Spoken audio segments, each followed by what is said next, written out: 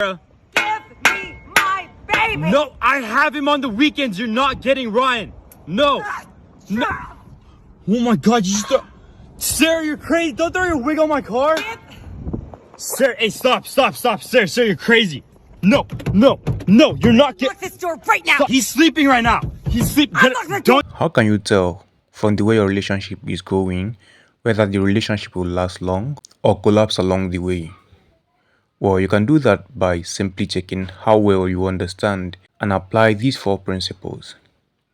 Many people feel that there are too many principles already and it is best to just live your life as it unfolds. But reality teaches the observant ones that there is no life without principles. Take gravity for example.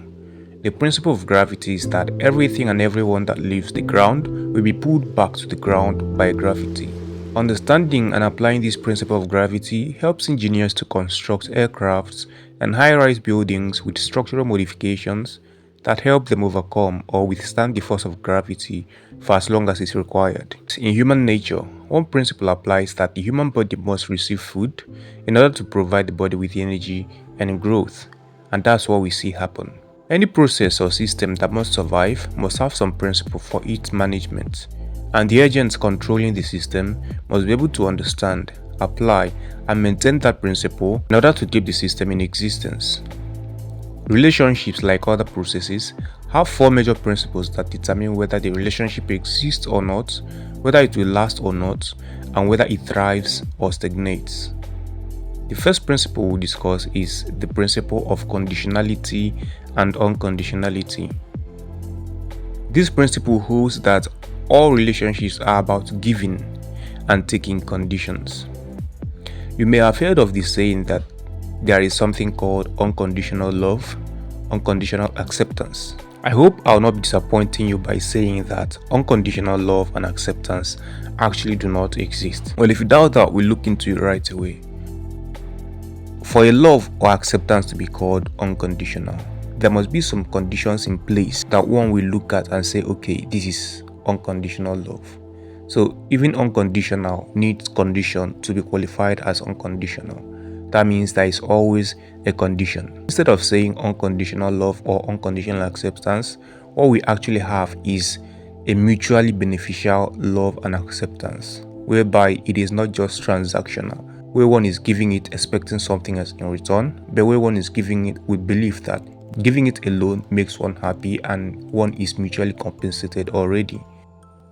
So now we see that unconditional does not really exist when it comes to relationship, because for something to be unconditional, there are some conditions that must be in place to qualify that thing as unconditional. And when there are conditions that must be in place, that means that nothing is unconditional. So the first principle, the principle of conditionality and unconditionality, states that all relationships are about giving conditions and taking conditions. That means you must give condition in a relationship and you must take condition if that relationship is to last. How do you go about giving condition and taking condition? Now, this is where it gets tricky. You don't just give condition to your partner, you give condition to yourself even before it gets to the point where your partner gives you the condition.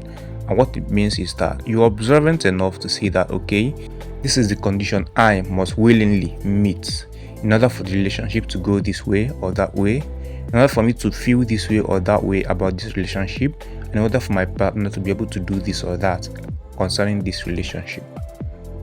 And now you've given yourself this condition, and then you take certain conditions, like you look at your partner and you see that this is where he or she has strength and this is where he or she has weakness. By seeing that, you automatically perceive that in order for your partner to perform well in that area of weakness, he or she will need some support. And if you have that support, it means that in order for your partner to perform well in area of his or her weakness, you will need to render some support because you have strength in that area. This is the condition you intentionally take for yourself in order to sustain the relationship. While you give and take conditions in a relationship, you also need to observe to ensure that there is balance, that your partner is understanding what is going on and is also reciprocating, so that it does not become a burden on one person and then ultimately still lead to the relationship breaking down. Also, while giving and taking conditions, you must understand that this is reality. You don't feel bad about it. You don't feel marginalized, you don't feel neglected, you don't feel controlled or manipulated, because real life itself is about giving and taking conditions. People who don't give conditions feel that, okay, by not giving conditions, others will not give them conditions. But what happens is that in reality, people still give them conditions. And because people give them conditions, such people who do not believe in giving and taking conditions tend to have a lot of issues with a lot of people, believing that people are not trustworthy, people cannot be relied upon, and all these complaints is because this person believes that there is something called unconditional love and unconditional acceptance, where everyone gives him or her liberty. You must be able to prepare your mind that at any stage where you are not yet receiving conditions from your partner, this is the stage where everything is working as it should. There is no need to highlight anywhere that you may need to pay more attention. Essentially, when we receive conditions from people, it's just a way of reminding us that we may need to give more attention to this area. It's not necessarily saying that, okay, we are getting it wrong here, or we need to be cordoned off in this or that area. Getting used to this principle of relationship, conditionality and unconditionality, also prepares you to give healthy conditions to your partner, and that helps both of you to create healthy boundaries. And the second principle is the principle of complementarity and supplementarity. So complementarity is about mutual contribution to building each other up, whereby the strength of one partner fills up for the weakness of the other, while the strength of the other fills up for the weakness of the partner. That is complementarity. And then supplementarity is in a situation whereby this partner lacks strength, and at this point he or she is not able to perform at all, but the other partner is able to, so this other partner supplements what is lacking at that point. Now the outlook here is still a balance. To have a balance between complementarity and supplementarity, just like we have in giving and receiving condition. This balance should be established so that there is more of complementarity, since supplementarity creates a venue for toxic dependence and passiveness in the relationship. Complementarity is about rubbing minds, nurturing each other, helping each other to grow, and working together to build the relationship. Whereas supplementarity is a situation where one person is supplying everything that is needed for the relationship to move, and even for the other person to be able to participate actively in the relationship. Now, the principle of complementarity and supplementarity holds that complementing each other's strengths and weaknesses must supersede supplementing whatever is lacking in the relationship. That means whenever there is lack in the relationship, the first approach is to see how the two persons in the relationship can bring out resources to make up for the lack, that's complementing each other's resources to ensure that the lack is supplied. That also creates a venue for companionship and teamwork, that strengthens the bond in the relationship and then reduces the chances of an intruder stepping in between. The third principle is the principle of constructive reciprocity. This principle states that a positive intention will always yield a positive outcome, irrespective of the manner of expression. A negative intention will always yield a negative outcome, irrespective of the manner of expression. So we see this in situations whereby someone has a good intention for you, and this person does not know how to express him or herself, and ultimately when this person gives that expression, you may not feel that this expression shows that this person has your best interest at heart, but ultimately what the person is working towards is to communicate his or her positive intention for you. So what this means is that irrespective of how people communicate their positive intentions to us, whether they do it in a way that pleases us, in a way that does not please us, in a way that is acceptable, or in a way that's unacceptable, their positive intention will always be the ultimate outcome. And when people have negative intention towards us, irrespective of how nice they act and how good they appear to us, their negative intention will always be the ultimate outcome. So for people in relationship, observing this rule entails that when a partner, say partner A, treats the other partner, say partner B, in a way that the partner B feels hurt, but the partner A did this with a positive intention, the reaction of partner B should be a reaction to the intention and not to the expression. And in a similar way, when partner B reacts in response to partner A's manner of expressing this positive intention, which was negative, partner A is expected to respond to the intention of partner B, which is to stop him from hurting her. And that is also a positive intention. And the fourth principle is the principle of self-preserving autonomy.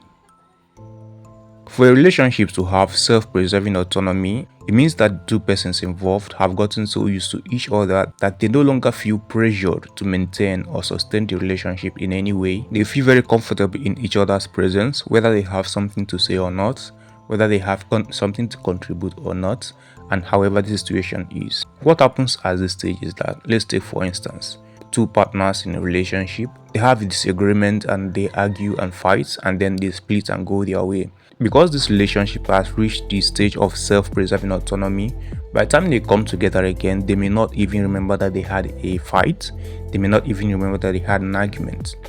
And when they meet, they spontaneously start having fun. They may have initial awkward moments, but ultimately they start enjoying each other's presence again because the relationship has reached the point of self-preserving autonomy. Consider an instance where two persons who have been far away from each other but who have been in relationships for a while are coming together for the first time. None of them feels pressure to think of what the topic of discussion should be or what to share with the other. They just want to meet, and as soon as they meet, what to talk about will come up. And even if they have nothing to talk about, they will enjoy each other's presence in silence, and that alone is enough satisfaction for them.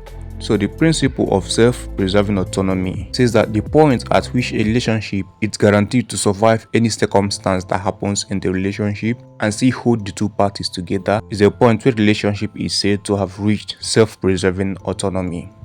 Now, does this mean that this relationship can never ever break if the two persons intentionally want to break it? Of course not. There are situations like this where the two parties make up their minds that okay, we want to go our separate ways. But what happens is that after breaking up, even when they're in new relationships, if their paths happen to cross, the relationship that held them before will reignite and they start having feelings for each other. This is a case that happens between two persons in a relationship, and one partner happened to have had an ex with whom he or she had a very strong relationship that got to this point of self-preserving autonomy. If the partner who had an ex is to meet the ex at any point in time, he or she is likely to start having strong feelings for the ex because the relationship between them had gained self-preserving autonomy. Even though they broke up and went their separate ways, the relationship is still sustaining and preserving itself. These four principles are not regular principles in relationships, and by going through them, we are not trying to create new rules about relationships. We're only trying to encapsulate things that actually exist already, because all these principles have been happening, only that they may not have been encapsulated like checkpoints for people in relationship. So by observing these principles as you are supposed to, you can be guaranteed that your relationship is headed towards the right direction if the relationship is actually destined to last. Share this with your partner for a great relationship experience.